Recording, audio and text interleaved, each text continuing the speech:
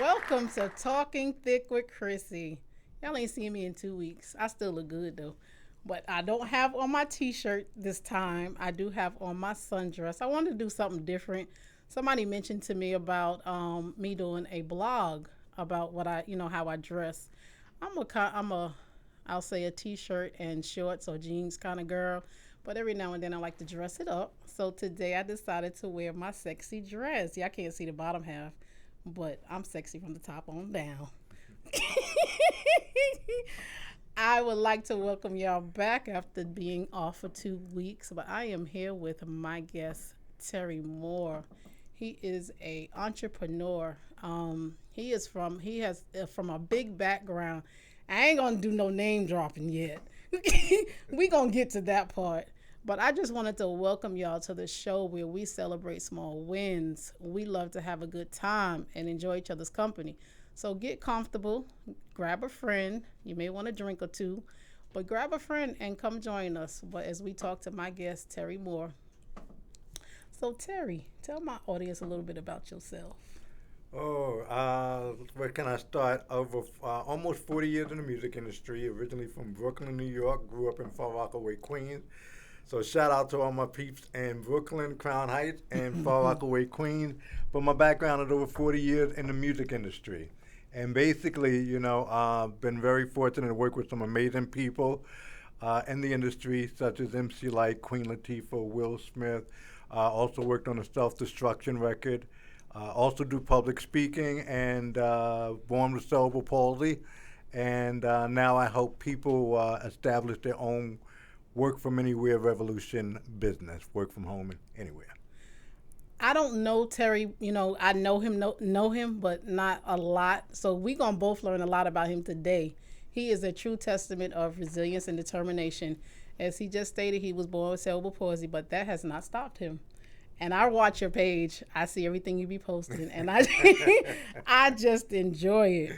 Thank you. So can you share your story of how you became a success despite your challenges of cerebral palsy?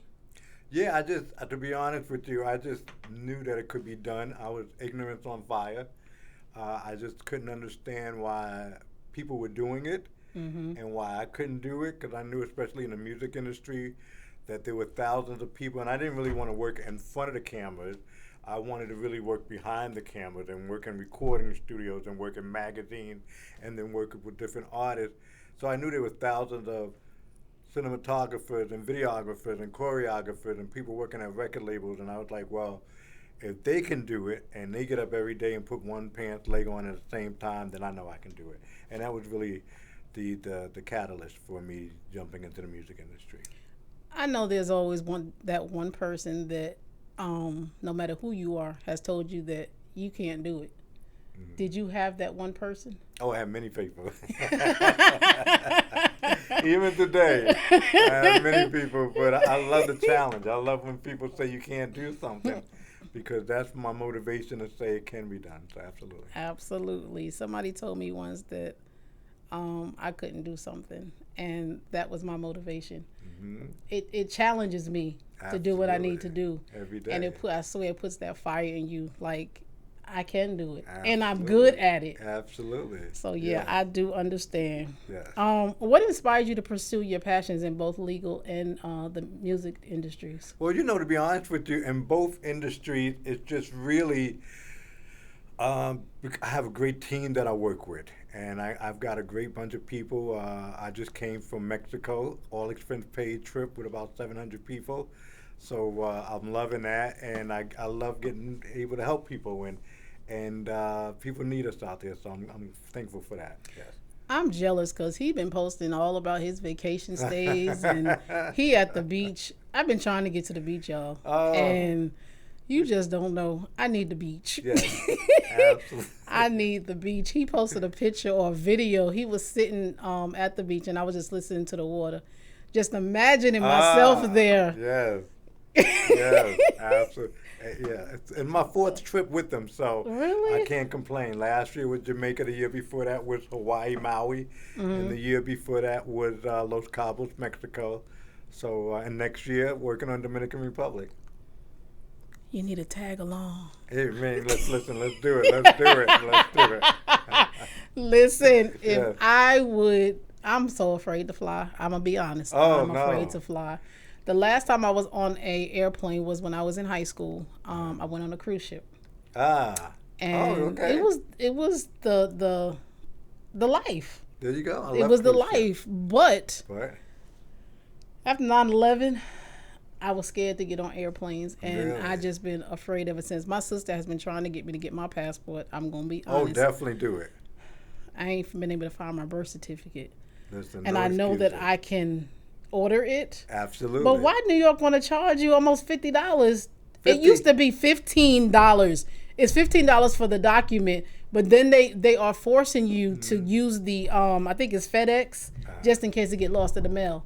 So I gotta pay $50 to get my birth So certificate. $50, it's worth it. And then you want to also get TSA free check. Another TSA free check is a bomb. Now what's TSA free check? Where you don't have to take off your shoes when you go through the security, and there's a dedicated line for you.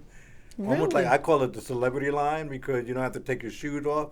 You walk straight through past everybody else. You don't have to take your jacket off, and you don't have to take things out of your bag. Is that extra?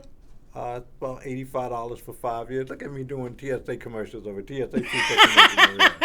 For real. But yeah, But I worth mean, it. people need to know, because people Yeah. talk about. I'm in a group in Georgia, and they talk about that all the time. Okay. How they got to go through. Somebody had, what did she say? I don't know what it was, but it went off when she went through. Oh, okay, and okay. they had to. I want to say that it was a I want to say it was an IUD, but I'm not sure. And it went off, and I can't remember whatever was being said in the chat. But they had to search her because it went off. I'm not trying to go through that. TSA free check. I'm probably past the TSA line within 5-10 minutes. Really? Where people are waiting hours to go. See, Yeah, but you y'all gotta got get that vetted. nugget. Y'all need to Yes, get I appreciate TSA. that, What is it called? absolutely. TSA TSA free check. free check. Yeah, $85 for how many years? 5 years.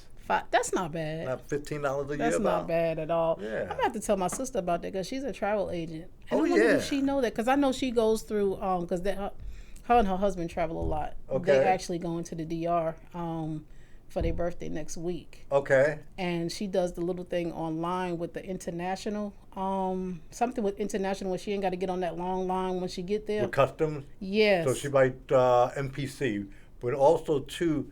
So TSA pre-check is for domestic flights, but they also have something called global entry. Okay. There you go, right there. Global entry, Oh, okay. There you which go. is global entry is for international flight. And then if you want to put that together with Clear, where literally like when with Clear, they actually you go to a kiosk, they scan your eyes and your fingerprint, make sure you are who you are, because you get vetted first, and then somebody with Clear will actually walk you to the front of the line at TSA pre-check. Really? Yeah, oh yeah, it's the bomb. Yeah, it's the bomb. See, okay, so maybe I will get my Nothing like maybe travel. I will right? get I'll my be in passport. Kentucky next week, so I love travel. All right, listen, I will get in my car and drive anyway. As long No, as it's we driving ain't doing that distance. until 2025. Word. We ain't doing it. I'm gonna have to now. See, I'm a big girl, but I'm gonna have to get inside Terry's yes, luggage. there you go. And go Exactly, you know? They gonna have to put a tag on me for his luggage. That's right. That's what's up. Oh, that was He just dropped some nuggets on y'all. Whoever likes to travel, so yeah, I'm gonna have to check into that. That might be something that might get me going. But yeah, I'm gonna try to get my passport before the end of this year. Yeah. I have a couple of goals that I did set for myself, and that's one of them. Okay. I know that God is not a fear. Amen. So Amen I on got that to, word. And he built this world for you to see it. Right. And it's been a long time since I've been out. I going through all the stuff that I've been going through. Oh, you deserve it now. Yes. To see the and world. I'm trying to get there. My There you go. dad is like, I'm the primary caregiver for my dad, but he's like, listen, you got to live your life.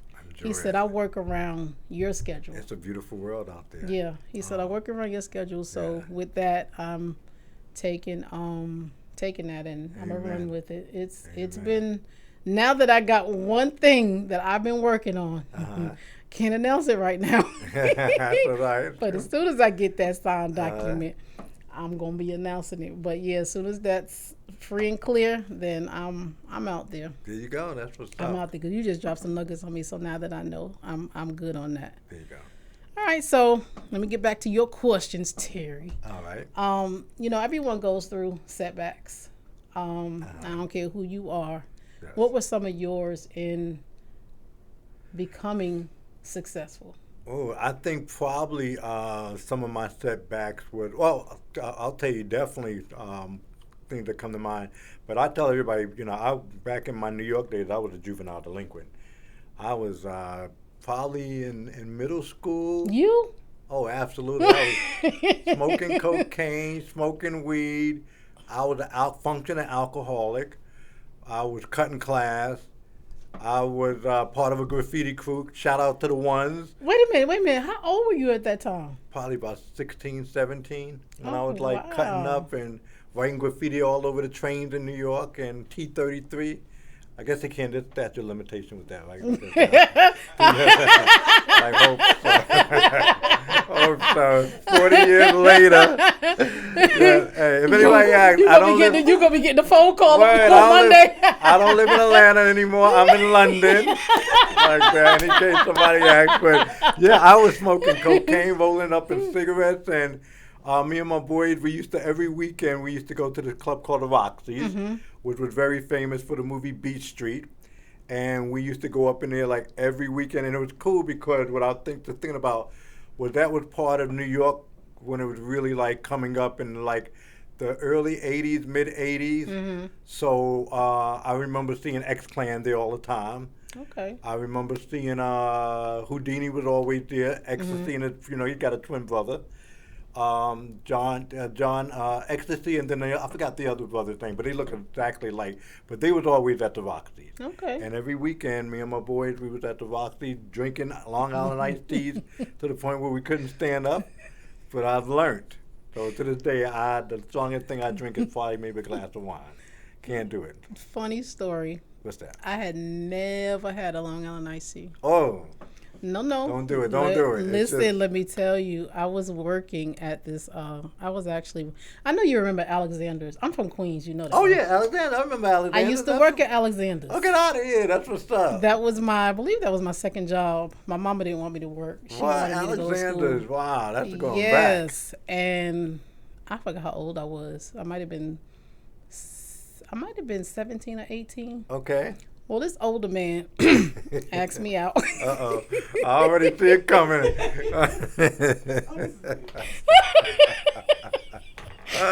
He asked me out. And I said yes. I was a little promiscuous back then. Okay, all right. I used to drink the St. Ives with the fruit punch in it. Oh, yeah, St. Ives too. Okay. So I was like, okay, I'm going to try. He took me to, I don't remember the name of the place he took me to, but where it was, we were sitting right directly up on the music. Okay. And it was loud. Good music, but it was loud. Okay. And never drank Long Island iced tea before. Oh, Jesus. I'm going back. I drank 3.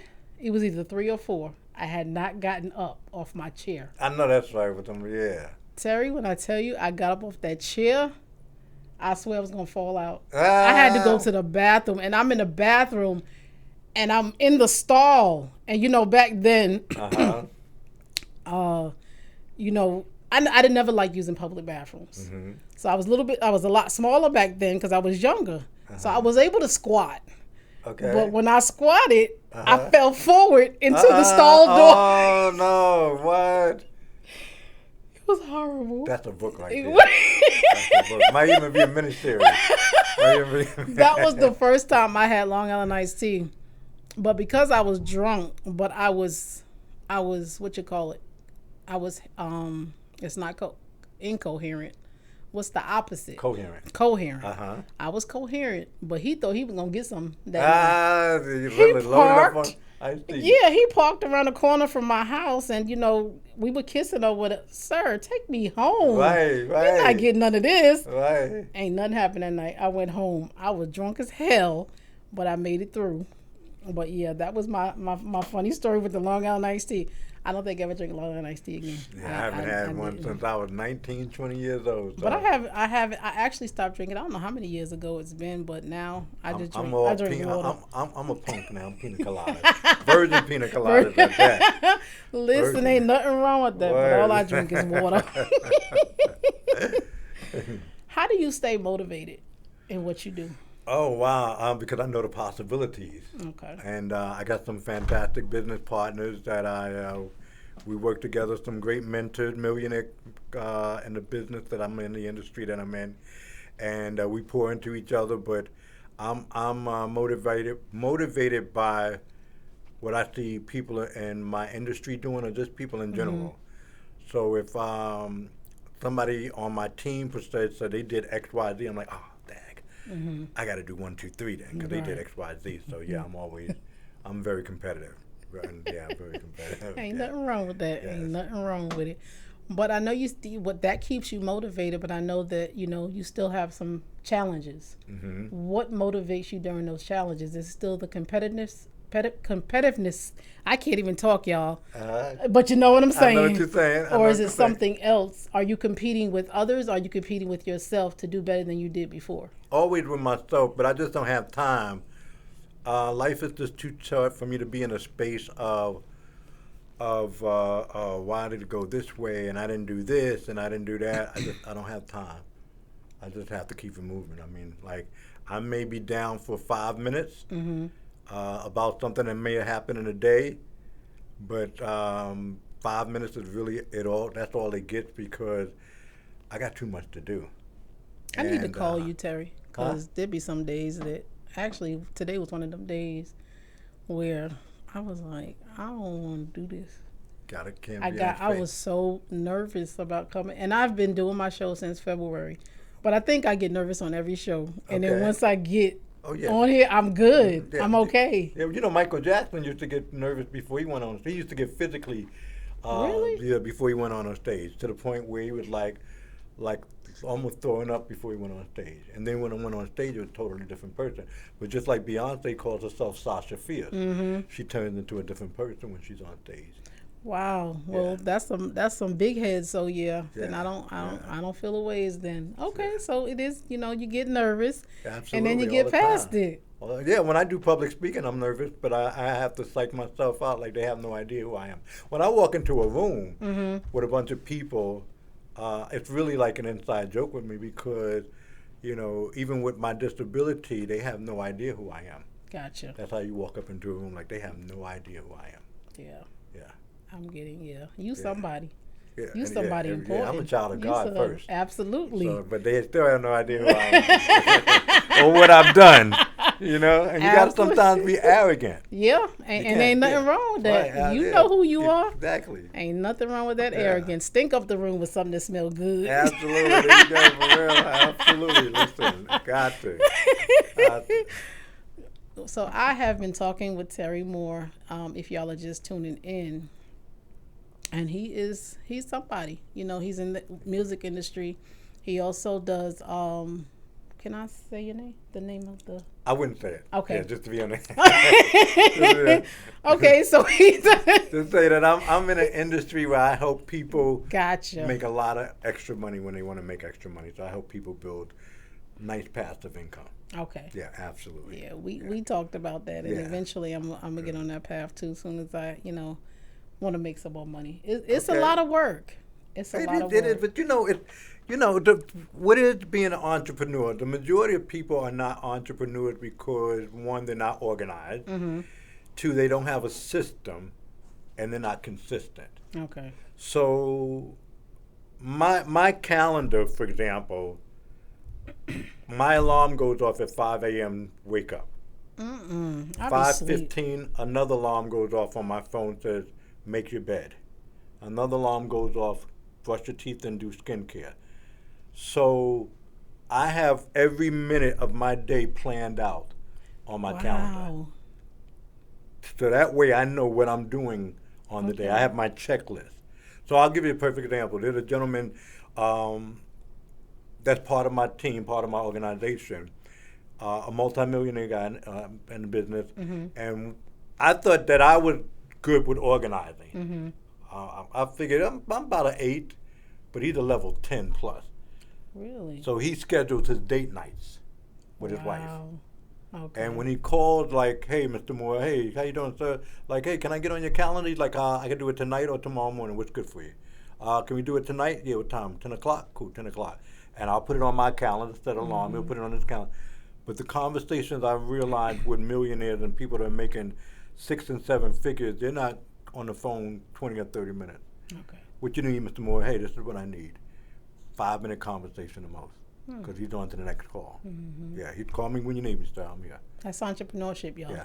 Shout out to Mr. Darnell Stuff on that. So I got to give him a shout out. Yeah, Darnell that's, I'm going to have, see, me and you have talked about the apps that you have on your phone. I ain't even going to lie to you, Terry. I ain't did nothing with it. 165 apps on my phone. Word. I got an app for everything. The one that stuck with me, because I mentioned it to Regina too, we were using it. To-do list 135. Oh, yeah, 135, yeah.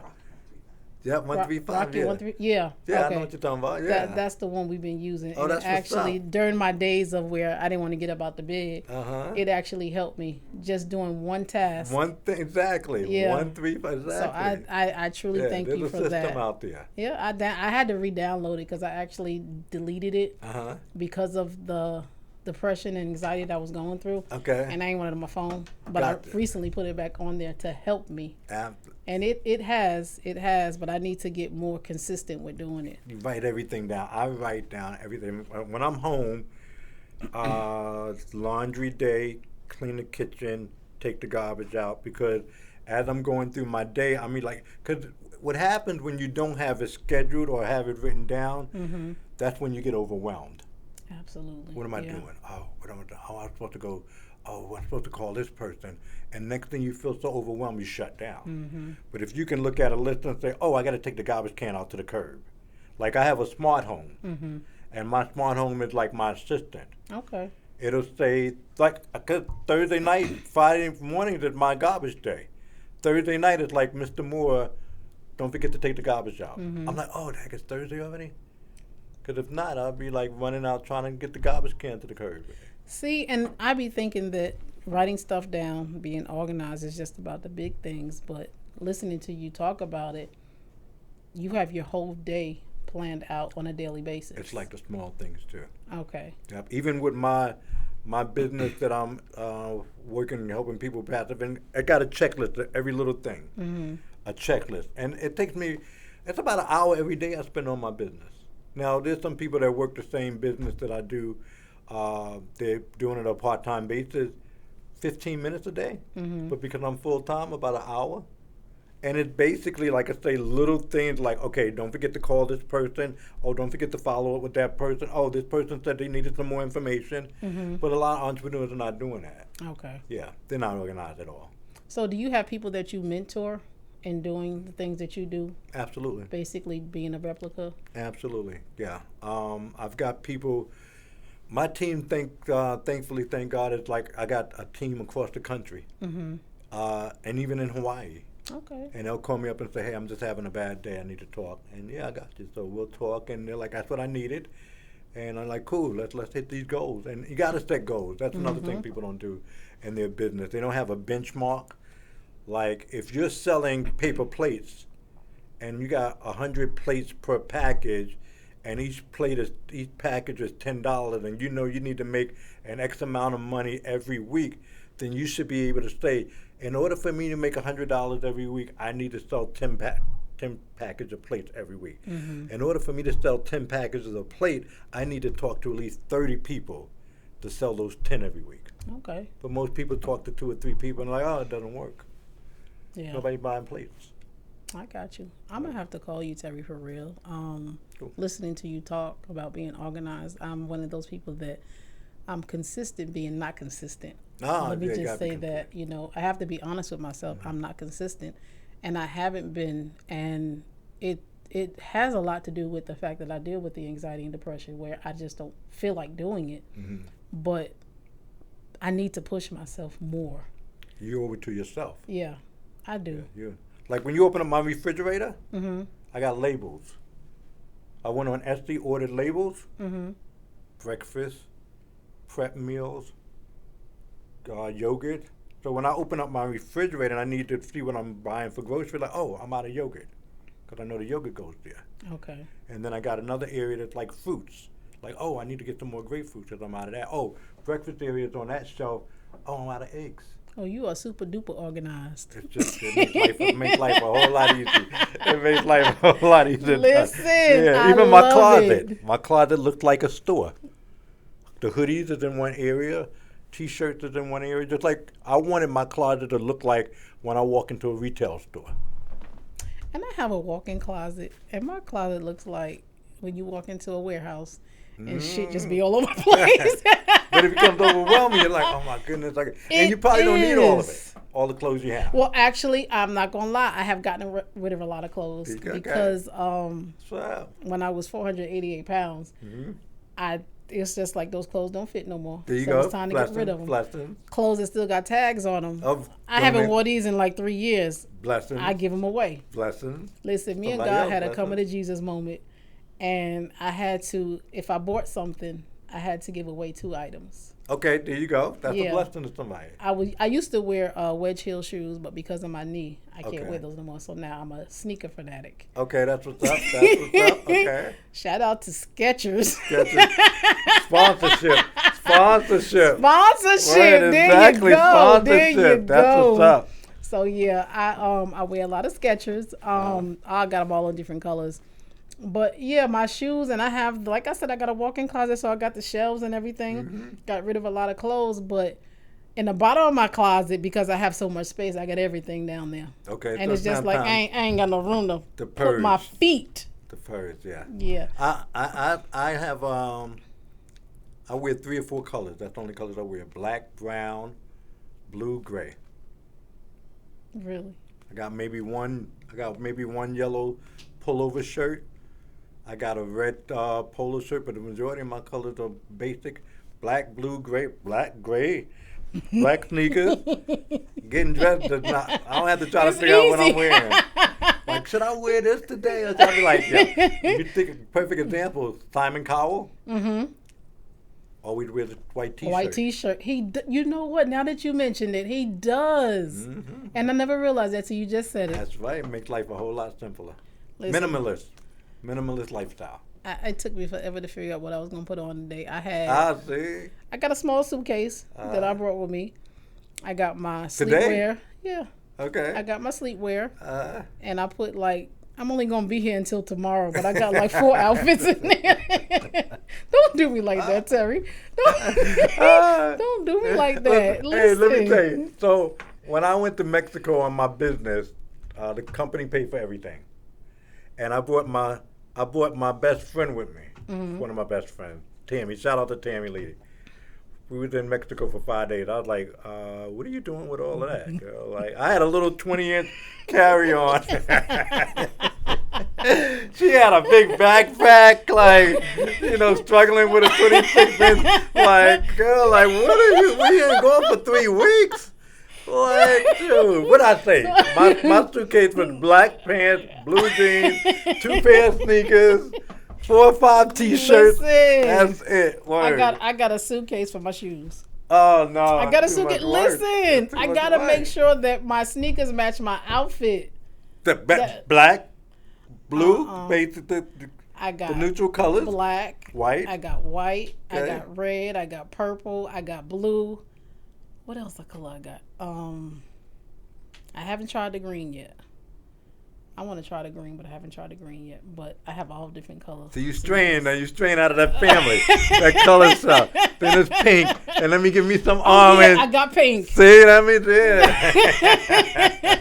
I was like, that's too much. I need to walk into the closet with some brown shoes, brown sneakers, black shirt, and a white hoodie. Okay, that works for me.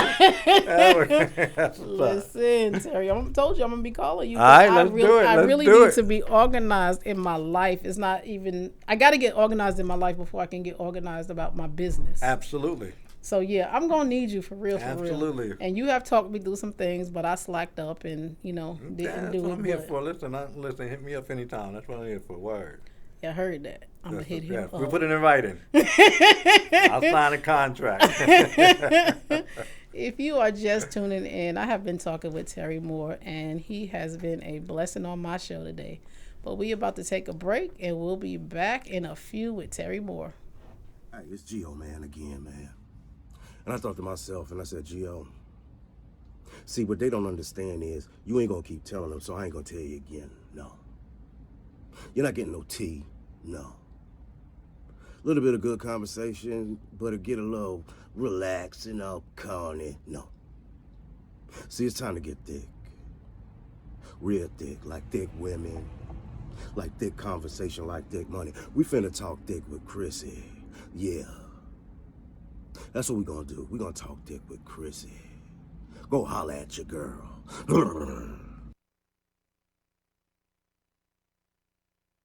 Hey, Christine, congratulations on your new show. I know it is going to be fabulous. You know why? Because you are sister.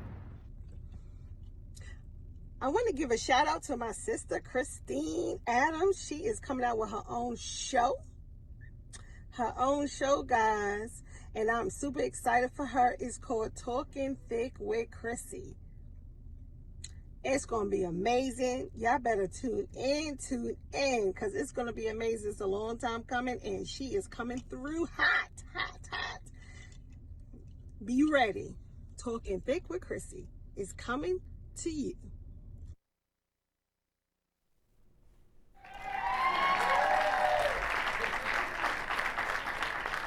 Hey y'all, welcome back with my guest Terry Moore. I would like to shout out my sponsor, Danny Smith of Atlanta Curves Massage Therapy. Awesome. She left me with some tickets that I am going to be giving away soon. So watch the show. So see if you can be a winner. But shout out to one of my sponsors. All right, Terry. So we left off talking about being organized. So yeah, you said that I can hit you up. So yeah, I'm gonna definitely be doing that. That's what's up. That's what's up. Like I told you, I've been watching your page, and I know that you just have one son, right? One thing, yep. One Shout son. out to Jordan. 28, Hey, 28, Jordan. 29, 28, 29. Don't give me no. Oh, yeah.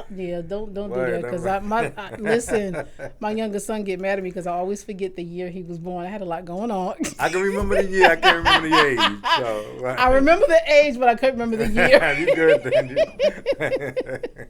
Well, what lessons and values have you instilled in Jordan? Has he wanted to be in the music industry or anything that you have been involved in? Yeah, actually, I was talking to him before I came into the studio today, but and he's trying to get me to binge watch some stuff on Netflix. I'm like, Jordan, I'm not trying to be on Netflix all day. He's like, yeah, but you need to watch this show. That's why. So, yeah, but he actually does music. He's got some songs out on Spotify, and he actually has a recording studio that he rents out to his friends from his house. Okay. Yep, so he's doing his thing. Yeah. That is awesome. Yeah. Are you a granddad yet? No. Give me this. You said Give that it to real about stuff. 35 or 40. Yes, no, not at all. So, yeah, make sure I tell him again, no. I know that's right. I know you have a passion for music, and then you also have, your other business that you do. Mm-hmm. Has music taken a back seat to that, or is it equal? Yeah, music is definitely taking a back seat to it because, as I tell people, I'm in my Quincy Jones stage. Oh. Really semi-retired. I'm Okay. 60 years old. You're not 60, Terry. 60 years old, born You look 1964. good And I was to like, be 60. even with the grade, I should have shaved so I could look like my AI picture right there. You know that's AI, right? No, I did not know that. That was is definitely AI right there.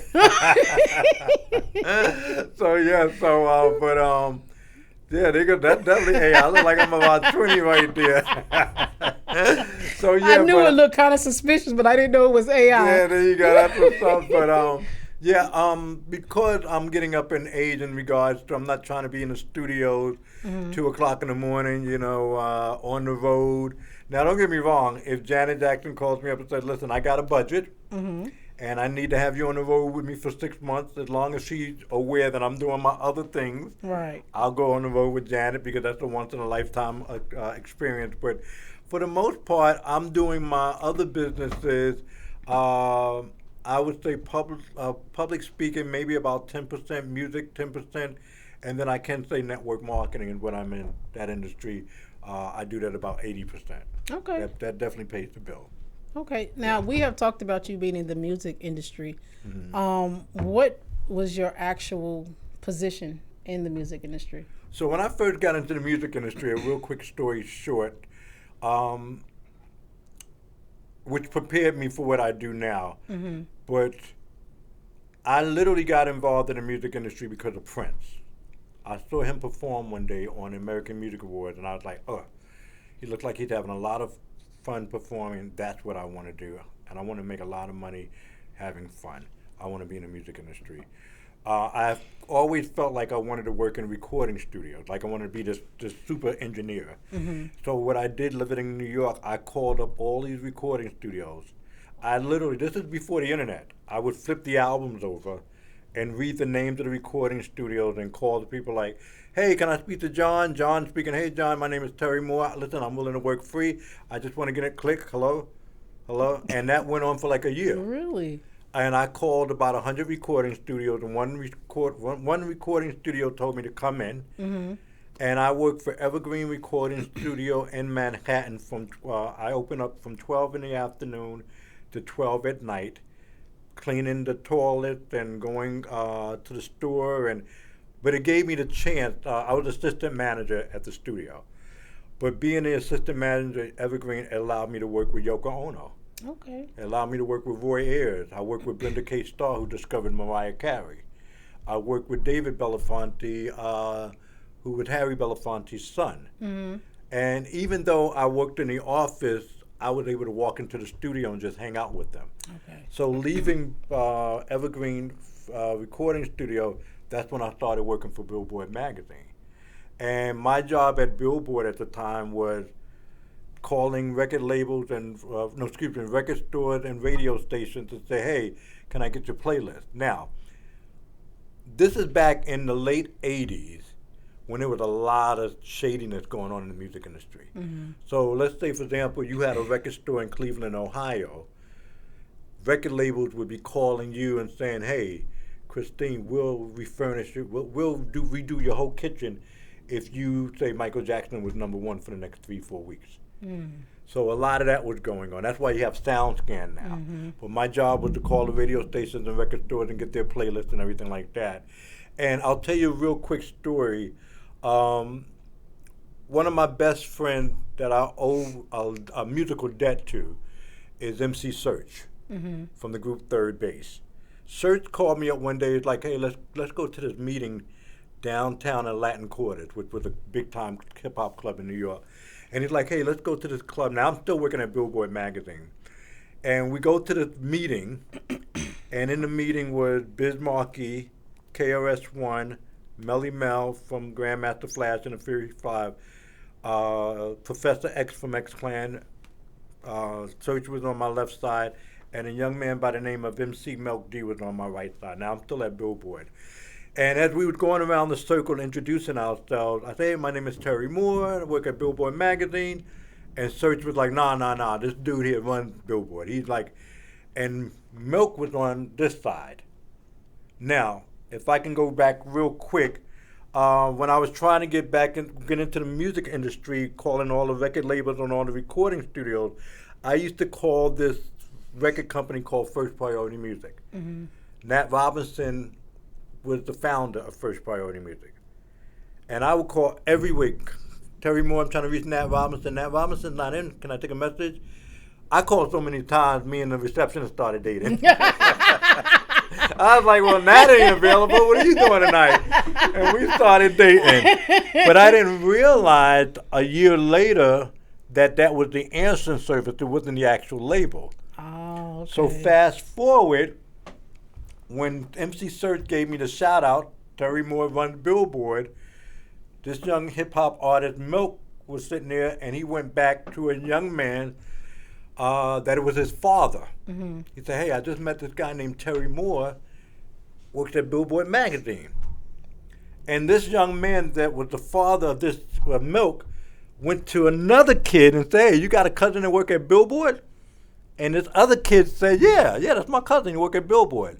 So Nat Robinson, who I had been calling for a year, is Milk's father. Oh, wow. And Milk said, hey, you got a cousin that work at Billboard? That was DJ K-Rock, MC Light's DJ. Wow. And they called me up and said, hey, we want to offer you a job at First Priority Music. Now, the thing that's crazy about it, Milk is top billing. Mm-hmm. Milk is chilling, Giz is chilling. What remember more that. can I say? Top billing. That was Milk D that went to his father. His father went to K-Rock. K-Rock said, yeah, that's my cousin. He got in touch with me about a year after I was working at Billboard and said, hey, we want to offer you a job at First Priority Music. And he brought me in as a radio guy because I had the connections with the radio station. Mm-hmm. But 3 months in, they made me a publicist. I had no idea what a publicist was. Nat just opened up the door and said, you're now a publicist. And I was like, what is that? I don't know what that is. He's like, find out what it is. Wow. And I became a publicist for MC Light at the label and Positive K and Audio 2 and Mishi Me out of Canada. Shout out to Mishi. And a couple of other artists that was on the thing. And that also opened up the doors for me to work on Self-Destruction, that record working with MC Light and First Priority Music. You heard that? Wow, that's an amazing story. You I'm started trying from to the condense it. I'm trying to bottom. condense it. Yes. Yeah, but shout out to Search. And you did that. Yeah, shout out All to right. Search. It's not who you know sometimes. Back then it was about what you know. Yeah. And you had some great connections. Yeah. But you learned. Yeah. He told you to search about it, and you did that. Yeah. Shout out to my disability because everybody in the industry knew me because of my walk. Okay. So I became friends with Nordy and friends with Latifah and shout out to some other people that's on trial right now and I can't mention. But shout out to my man. But people knew me through the walk. It was only me on the East Coast and Dave Funkenklein who was disabled on the West Coast. Out of the whole music industry, there was only two people, myself and Dave Funkenklein, that was disabled in the industry. Wow. Yeah. So your disability made you famous. Absolutely, it's the walk. Absolutely. He had that swag. It's a blessing. It definitely is a blessing. Because people knew me from the walk. People would come up to me 20, 30 years later and say, yo, Terry Moore, what's going on? Like, hey, what's happening? They'd be like, yo, I met you 20, 30 years ago. And I was like, why do they remember that? Then I realized, oh, they remember the walk. Wow. And I just really started walking with the cane, but Yeah, because I saw you walking with the cane, but I didn't want to ask. oh yeah, you Because the definitely last have. time I saw you, Yeah, I didn't have a cane. I just how got many the years cane. ago was that you did the show with Regina? Because that's the last time. That Oh was man, that's more than 6, 7, 8 years ago. 2018. Yeah. Because that was my Yeah. Atlanta years. Oh yeah, exactly. I- yeah. But you know, well, as I'm older, see, I'm from New York, and New York, you know, we walk fast. Especially if you're in Manhattan, you're speed walking. Right. And so I've learned, I grew up walking fast. I mean, when I'm walking, a lot of my friends were like, yo, you got to slow down. But I'm so used to walking fast, the cane, among other reasons, slows me down. Okay. Yeah, because at 60, I can't be speed walking at 60 years old. When your birthday, Terry? November 10th. Okay. Yep, Scorpios. Shout out to all the Scorpios in the house. November 10th, 1964. Yeah, that's Scorpio Nation. For Whew, real. I know some Scorpios. Oh, we the coolest. We the coolest crew. Scorpio Nation. Not all of you, but we That's right. gonna move. Listen, there's we some gonna out move there on that's from there. there's some that's falling out the pack. We just own them. We just own them. And some of them we just like, listen, y'all ain't doing right. Messing up the name. Right. You mentioned self-destruction. I saw something in your bio about the National Urban League, where you were. It was a project with Black on Black crime awareness. Yeah. Is that an ongoing project, or was that ceased? Because it's been a long time. I think it on your bio said 1988. 88. So how self-destruction came about, KRS-One had a, shout out to Chris, KRS-One had a song out called Stop the Violence. I remember that song. And so he took the concept of Stop the Violence and created sort of like a We Are the World type hip-hop. With MC Light, Public Enemy, Stetsasonic was on it, Biz Markie, Biz wasn't on it, D Nice was on it. So I've known D Nice since he was 16 years old. Really? Yeah, D Nice used to be a part of Boogie Down Production under KRS-One. Okay. So KRS-One had the concept, let's do Stop the Violence and turn it into sort of hip-hop all-star. And I used to go to the meetings with, and Nelson George was part of that. Nelson George, who wrote CB4 with Chris Rock. And shout out to Nelson George and Ann Carley, who used to work at Jive Records. Ann Carley, KRS-One, and Nelson George were like the brainchild of Self-Destruction. So they brought all the artists in. And Light was part of that project. I used to go with Light to the meetings. But at some point, Light couldn't go to the meetings for other obligations. So I used to go to the meetings on her behalf. Okay. And then I just used to start throwing in my 2 cents, my 3 cents, my 5 cents. And thankfully, they received it and accepted it and gave me a lot of love on the album cover. Wow. And I got a gold record for it. Yeah, I saw you. I think you have posted one of your rooms in your house. Yeah. You have set up for your music room with your gold and platinum Gold album and platinum, awards. yes. Yeah. Yeah, and to dispute the myth, majority of the people that have a gold or platinum record, they got to buy them most of the time. Record label's too cheap. They ain't going to buy it. Wow. Yeah, sometimes you got to buy them. Yeah. But. Listen, but you know what you was in the industry. Oh, yeah. That It's a testament. Absolutely. Yeah, absolutely, yeah. Well, if you have been listening to his story, it's an amazing story. Brooklyn, New York. Brooklyn. We were neighbors. Crown Heights, We Eastern were Parkway. neighbors. That's what's up. Far Rockaway. I know about Far Rockaway, but I've never really ventured into Far Rockaway. I think I've been out there maybe a couple of times. Oh, I stayed in my own neighborhood. I used to live right off the beach. Really? On the 23rd floor. I look out. I used to walk out on my balcony and have the Atlantic Ocean right there in Far Rockaway. Wow. Right, yeah. I never knew that. Oh, it was beautiful out there in Far Rockaway. So shout out to PC1, Lou, Flip, Undy, the whole the one crew, the whole Far Rockaway crew. Yes, I don't want them to beat me up when they like, yo man, you didn't give me a shout out. So you have mentioned a lot of stories with some really big celebrities. Do you have a story about Queen Latifah? Yeah, I do. Oh goodness, I got so many questions about stories. La, so she is really one of the most down to earth people.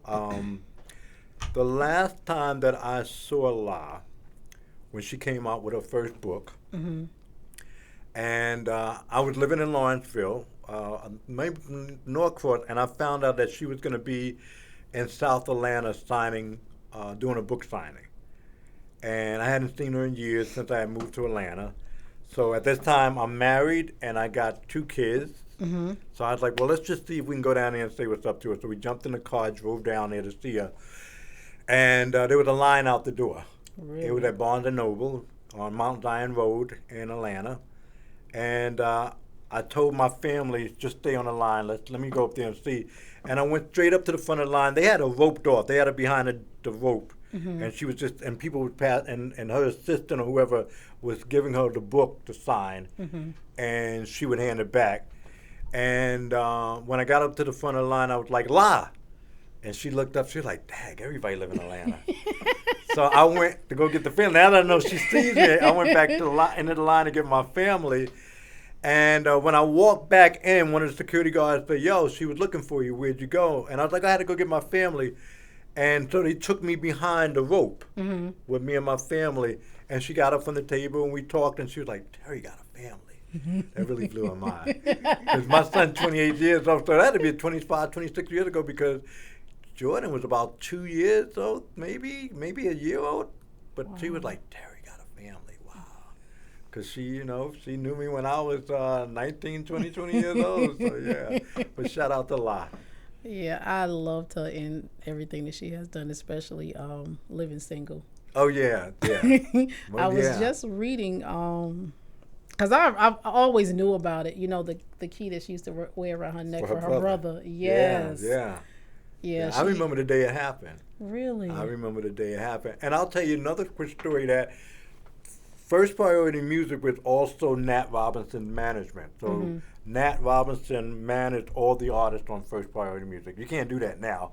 Just like Russell Simmons had Rush management, he managed all the artists on Def Jam. Okay. And we were in Virginia doing a show one time, I walked into the dressing room while the group was outside, and Latifah was in the dressing room. And Nat was like, congratulate Latifah, she's going to join the First Priority family. We was actually going to be managing her as an artist, but she wound up going to Shakim. Okay. And her and Shakim and her went to school together. Okay. And he really wanted, like, hey, like, I really want to manage her. So she wind up not going with Nat Robinson managing, but going with Shakim. To this day, they're still partners. Okay. 20-some years later, so shout out to Shakim. Okay. Yeah. Flavor Unit. Flavor Unit Management. Yeah. Shout out. Yeah, I love me some Queen Latifah. Yeah, she I good wish they people. would bring One of the most talented people. Living Single back, but I know sometimes you can't keep beating a dead horse. But they need to have. I know what's her name, Kim Coles, and Lord, what's her name? I can. Kim Fields. The one that played Max on Max. Living I know you're Single. talking about from Max. Yeah, Max. Oh my God, I can't remember. Her and Kim Cole are doing a podcast. Right. And I that's keep right. missing they are. it. Yes. That's right. They are doing a podcast. I haven't been able to listen to it, but I'm gonna catch it one of these days. Yes. But yeah, they was talking about what's the name of that it's a talk show with the comedian Jess. She was talking about Kim Cole and her was talking about how they dismissed yes, the Breakfast Club.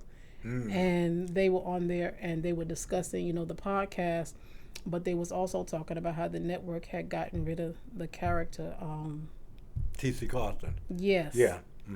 And I'm gonna say Max because I can't, for some reason my mind is a total blank. Erica Alexander. There you go. Yeah, See, I knew you was gonna remember. Well, it's gonna come to me. I gotta think It was in my brain. It was like on yes. that tip, and I couldn't get it. Yes. But she was talking about how that was really hard for them. Right. Because I didn't when they did the season where he left to go to London. I knew there was a story behind it because every character that leaves, there's always a story behind it. London, that's and right. I didn't know the story until I was reading something, and then she came on and she was talking about how they had let him go, but nobody would talk about it. Right. She said that she wished she was able to do more. Right. But they all did, what they could. But she felt like they can do more. But yeah, it was, it's always a story Hollywood somewhere. powers to be. Same thing happened on New York Undercover. They tried to, like, we want more money, and they cut the whole show.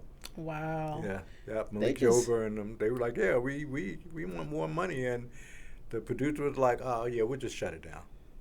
That's horrible. Yeah, some of the shows that have left networks, like they just got rid of one show on HGTV. Egypt. Yes, married. Yeah, she posted it on Married to Real Instagram. Estate. Yeah, because I'm friends with her on Facebook and Instagram. Uh-huh. And I was really shocked because it's a good show. Yeah. Her and Mike are really genuine about what they do and helping people and bringing their dreams to life. And they just snipped it off at the tail.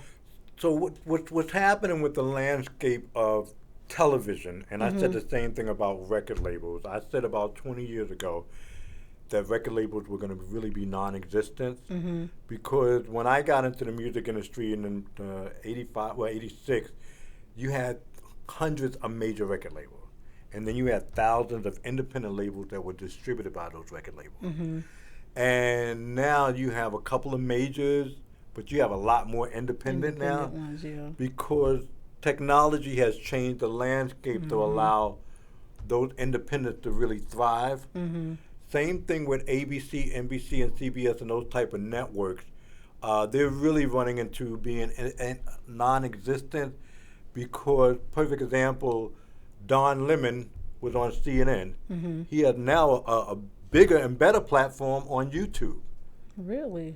Roland Martin, bigger and better platform. Joy Reid is now off of MSNBC now. She's got her own YouTube platform. So I wouldn't be surprised if Egypt and anybody that follows suit to say, well, you know what, let's just do it on YouTube, because if you do it on YouTube or any similar platform, you don't have to deal with what can we say, what can't we say. I mean, Don Lemon is cursing up a storm on his show, but he's got millions of viewers now. Wow. That's where it's coming through. Yeah. That's where it's coming through. Yeah, I was really, when they posted about it, but, I think I commented to her about sometimes things like that happen. It's a blessing in disguise. Absolutely.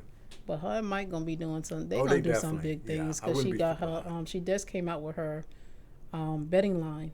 And Okay. JCPenney. Yeah. And I wish I was here in Atlanta to meet her. I was trying to get her to come on my show. Maybe if she see this, she'll come on. Absolutely. But the way the network did them was kind of crazy because they was on vacation. Really? So when they got back into the state, that's when they heard. That's what she said. That they, so the network are like, oh, yeah, y'all have a good time on vacation. Just have a good time. But secretly, they probably knew they was going to cut it. Yeah, but at least, regardless if it was cut, they got other things that God has they blessed about them to come with. back, So, they are. Yeah. They are because so many people love them. Mm-hmm. I used to be up 4 o'clock in the morning when I couldn't sleep. Yeah. Watching. That's what's happening now. That's the new thing now because look at all the HGTV. You can watch on YouTube. You can watch episodes of House Hunters. Mm-hmm. You have 4 episodes. So so it's going that way. I used to watch House Hunters, but it's boring now. Yeah, it is. So it's going that way. I miss the the Property Brothers? Oh yeah, the Property Brothers. Yeah. Uh-huh. They had like three or 4 shows on there. Yeah. I was looking on Max and I saw it that they had several shows on there. Uh-huh. I think the last one they did was Celebrity for You. I don't remember Celebrity that one. You. Celebrity Where You. celebrities are coming on and they're blessing people with fixing up their houses. That's what's up. All right, y'all. Well, this has been a blessing having Terry Moore here today. If you just tuning in, you missing it. But we're going to take a break and we're going to be back.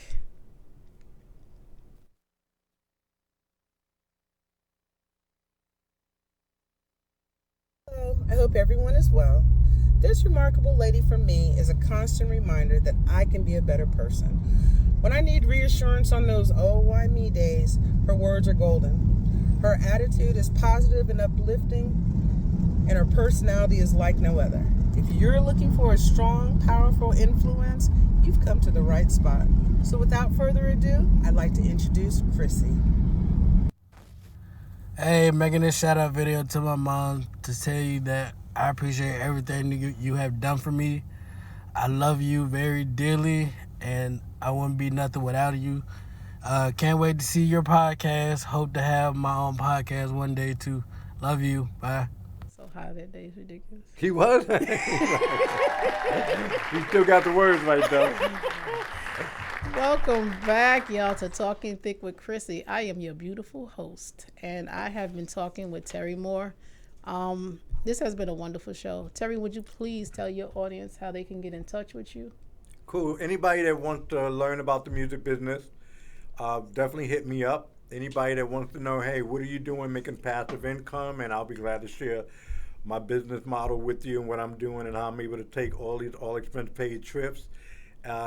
Reach out to me, 470-296-8584, 470-296-8584. That's my office number. And then by all means, Google me. Just type Terry Moore, Music Biz Coach, and all my platforms will pop up. All right, now he done gave y'all all the business, including his phone number. There you go. That's what's up. Reach out to him if you want to know how to be organized, because he got all the apps, he got all the information. But I would like to thank my guests for being here today. I would like to thank my sponsor, Danny Smith of Atlanta Curves Therapeutic Massage. Y'all need to check her out. She is the only therapeutic massage business that caters to plus size women. She caters to all women, but her specialty is plus size. So check her out. Come on out to Atlanta and get you a massage. Get you a V-steam. That's my next thing I'm going to do. If y'all go back and look at my interview with Danny Smith, y'all know what the V-steam is.